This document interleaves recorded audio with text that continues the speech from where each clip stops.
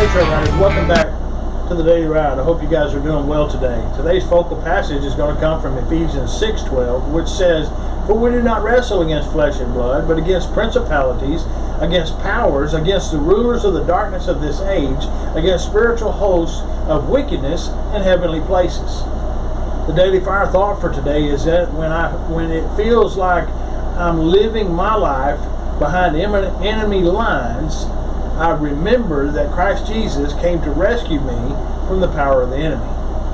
Mark my word passages for today are Genesis 1:28, Matthew 4:8-10, John 12:31, John 14:30, John 16 verse 11, Romans 1:21, Ephesians 2:2, Colossians 1:21, and 1 John chapter 5 verse 19. The scriptures that get us through the Bible in a year are Leviticus chapter 1, John chapter 20, Proverbs chapter 17, and Philippians chapter 4. Today we're going to be talking about under attack. Think about what happens to a country at war. In some cases, it is totally cut off from the outside world. No more commerce or trade. No more mail or telephone conversations.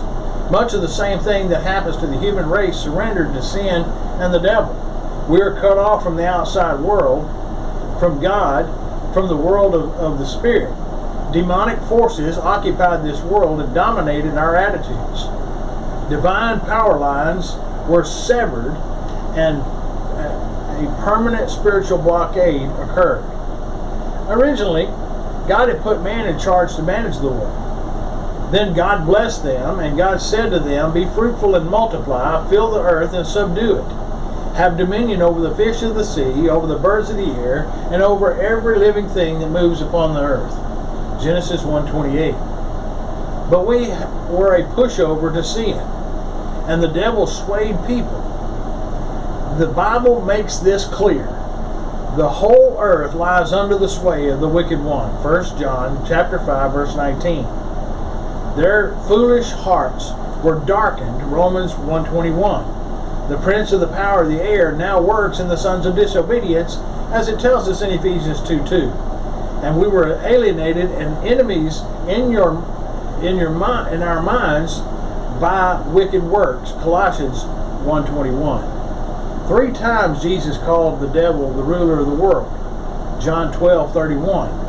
When the devil offered the kingdoms of the world to Christ, Jesus did not contest the devil's ability to do so.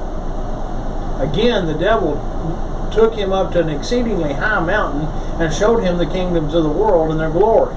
And he said to him, "All these things I will give to you if you'll fall down and worship me."